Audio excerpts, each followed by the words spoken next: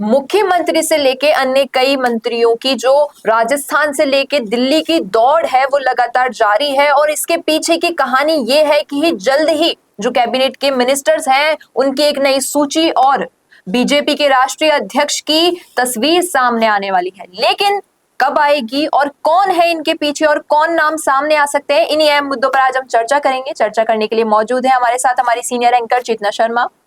शुक्रिया अंकिता जी मैम, ये बात कई समय से चल रही है कि कैबिनेट मिनिस्टर्स में जो है हेरा फेरी होने वाली है, कुछ मिनिस्टर्स की छुट्टी हो जाएगी और कुछ नए चेहरे सामने आएंगे। तो कब तक जो है मिनिस्टर्स की ये तस्वीर सामने आएगी? और ये बिल्कुल सही कह रही हैं अंकिता आप कि लगातार सियासी हलचल देखी जा रही है राजस्थान से लेकर दिल्ली तक। कभी अमित शाह जी मुख्यमंत्री भजनलाल जी से मिलते हैं, एक बार नहीं दो बार तीन बार तस्वीरें हमारे सामने आती हैं और फिर कभी कोई मंत्री जा रहा है, कभी कोई अधिकारी जा रहा है। तो उन हलचलों को देखकर साफ लग रहा है कि सब अपनी कुर्सी बचाने में लगे हैं। जो मंत्री काम नहीं कर पा रहे हैं, अनुभवहीन है, वो भी दौड़ लगा रहे हैं और जिनको लगता है कि अब उनकी दाल गलने वाली है वो भी दौड़ लगा रहे हैं।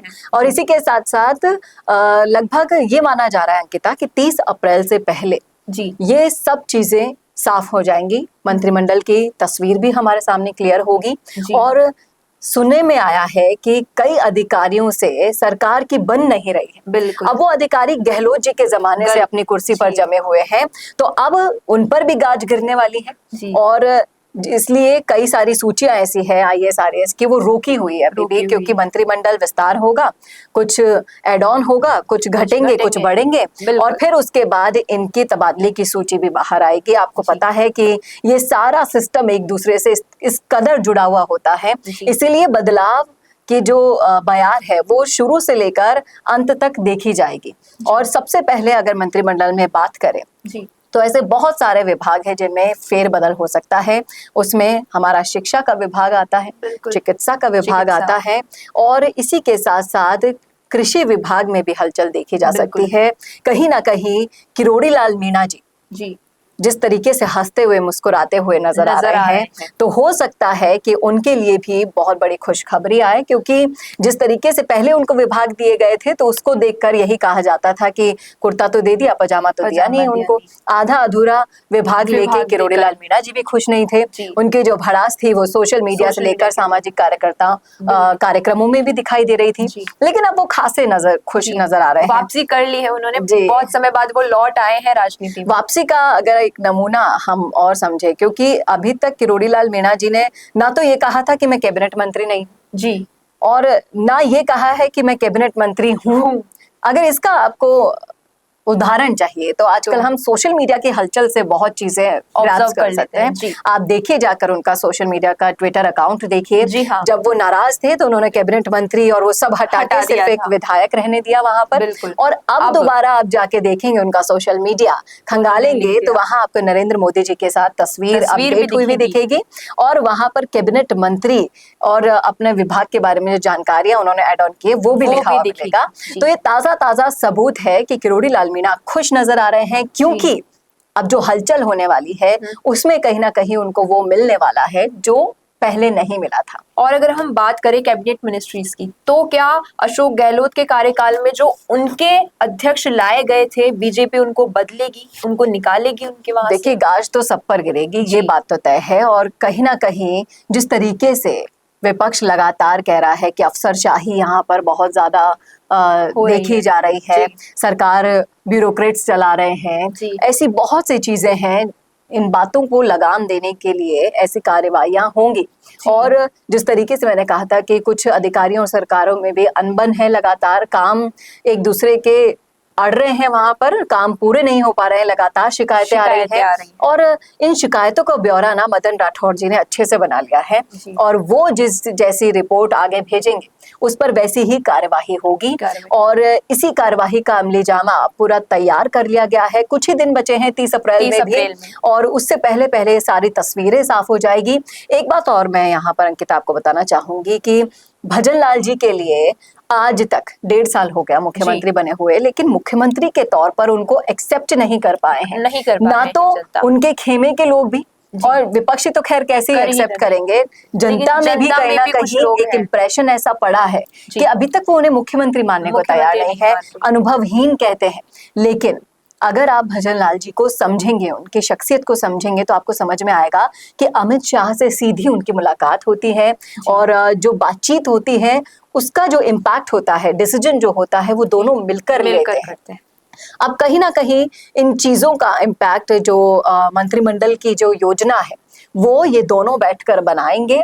और जो मंत्री अनुभवहीन है, जो अपने धड़े का काम करना जानते ही नहीं है, विभाग का काम करना नहीं जानते, तो वो आगे नहीं कर पाएंगे 5 साल में। ऐसे मंत्रियों को हटाया जाएगा और ये सारा फीडबैक मदन राठौड़ जी सीएम तक पहुंचा रहे हैं, सीएम आगे तक पहुंचा रहे हैं और एक बहुत बड़े लेवल पर आपको फेरबदल देखने को मिल सकते हैं। जी। और वहीं अगर हम बात करें बीजेपी के राष्ट्रीय अध्यक्ष की, तो एक नाम जो उभर कर सामने आ रहा है वो है भूपेंद्र यादव का। क्या इसके पीछे भी कोई रणनीति जो है चल रही है सरकार की? बिल्कुल, एक बहुत बड़ी रणनीति के तहत भूपेंद्र यादव जी का नाम सामने आ रहा है।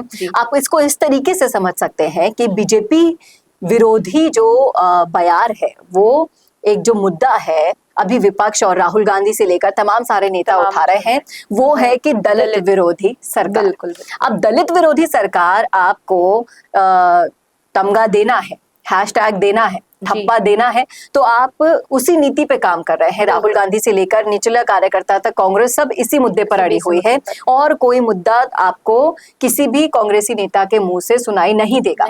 अब दिक्कत यह है कि यहाँ पर इन चीजों को रोकने का एक ही रामबाण उपाय है कि आप दलितों को इस तरीके से अपनी सरकार में स्थान दो, ओबीसीओं को इस तरीके से अपनी सरकार में स्थान दो कि इन सब के मुंह पर ताला लग जाए। और वही ताला लगाने के लिए मध्य प्रदेश के सीएम को बनाया गया, यादव समाज से उन्हें चुना गया, और वही ताला लगाने के लिए राजस्थान में भूपेंद्र यादव का नाम भी चल रहा है। एक जो असली जो बड़ी रणनीति है वो ये है कि दलित विरोधी सरकार घोषित करने के लिए जितने भी कांग्रेसियों के उपदंड थे, मापदंड थे, वो सारे धराशायी हो जाए और भूपेंद्र यादव अगर राष्ट्रीय अध्यक्ष बन जाते हैं तो समाज में एक बहुत बड़ा और बढ़िया मैसेज जाएगा कि देखिए, राष्ट्रपति से लेकर आप अगर नापना चाहेंगे तो तवज्जो बीजेपी ने दी है। कांग्रेस हमेशा भाषण देती है, बोलती है, हमेशा इनका फायदा उठाएगी, लेकिन जब तवज्जो देने की बात आएगी, आपने सोशल मीडिया पर कुछ वीडियोस देखे होंगे अभी हाल ही में, अंबेडकर जी की प्रतिमा पर राहुल गांधी इस तरीके से फेंक कर माल्यार्पण कर रहे हैं उनका। जी बिल्कुल। और वो अंबेडकर नीति की बात करते हैं, उसके विरोध की बात करते हैं। आप एक और सोशल मीडिया पर हमने भी हमारे चैनल पर चलाया था एक वीडियो जिसमें कांग्रेस के लिए जो फ्रंट लाइन में आएंगे, सोनिया गांधी आएंगी, राहुल गांधी आएंगे, प्रियंका गांधी आएंगी, और उस सोफे पे आपको मल्लिकार्जुन खड़गे नहीं बैठे दिखाई देंगे, उनके लिए अलग से चेयर लगाई जाती है। बिल्कुल। इतना धुबात और इतना पक्षपात आप अपनी ही पार्टी के राष्ट्रीय अध्यक्ष के साथ कर सकते हो सबके सामने बैठ के। कई नेता जो है बीजेपी पर आरोप लगाते हैं कि ये लोग जो है भीमराव अंबेडकर की कोई सम्मान नहीं करते, उनकी इज्जत नहीं करते हैं। तो ये वाला जो मुद्दा है ना, उसे पूरा उलटफेर करने के लिए अब इस जोर शोर से तैयारी की जा रही है कि एक ओबीसी चेहरा लाया जाए जिससे इनके सारे मुंह बंद हो जाए। इसका एक और एडवांटेज होगा, जो लोग कहते हैं कि सीएम कम अनुभव वाले हैं, उसमें भूपेंद्र यादव जी का जो अनुभव जुड़ जाएगा ना, तो जो मजबूती मिलेगी सरकार को, सरकार के अंदर काम करने वाले सभी लोगों को। देखिए, अनुभव का लाभ हमेशा सबको मिलता है और उन सारे कामों के लिए भी ये अगर जोड़ी बन जाती है मुख्यमंत्री भजन लाल शर्मा जी की और राष्ट्रीय अध्यक्ष के तौर पर भूपेंद्र यादव जी का सानिध्य उनको मिल जाता है, तो सोने पे सुहागा वाला काम बीजेपी के लिए हो जाएगा और उतनी ही आफत कांग्रेस के लिए बढ़ जाएगी। बिल्कुल। तो अब देखना ये होगा कि 30 अप्रैल तक कौन से नए चेहरे सामने आएंगे और किन चेहरों की जो है सरकार छुट्टी कर देगी कैबिनेट मिनिस्ट्री से। ऐसे अपडेट्स के लिए बने रहिए संवाद के साथ, क्योंकि हम लाते हैं संवाद भारत का भारत के लिए। अगर वीडियो पसंद आया हो तो इसे लाइक करें, शेयर करें और चैनल संवाद को सब्सक्राइब करना न भूलें। भारत का सबसे तेजी से बढ़ता हुआ डिजिटल न्यूज चैनल, जिसका परिवार 4,17,000 लोगों से भी ज्यादा बढ़ रहा है, वो संवाद न्यूज चाहता है हर जिले और हर राज्य में मीडिया पार्टनर्स। तो अगर आप बनना चाहते हैं संवाद न्यूज के पार्टनर्स, तो कांटेक्ट करें नीचे दिए गए नंबर पर। इसके अलावा अगर आप वीडियो एडिटर बनना चाहते हैं या फिर फिर न्यूज इंडस्ट्री में बतौर इंटर्न सब सीखना चाहते हैं तो संवाद न्यूज के जयपुर हेड ऑफिस में काम करने के लिए संपर्क करें स्क्रीन पर दिए गए नंबर पर।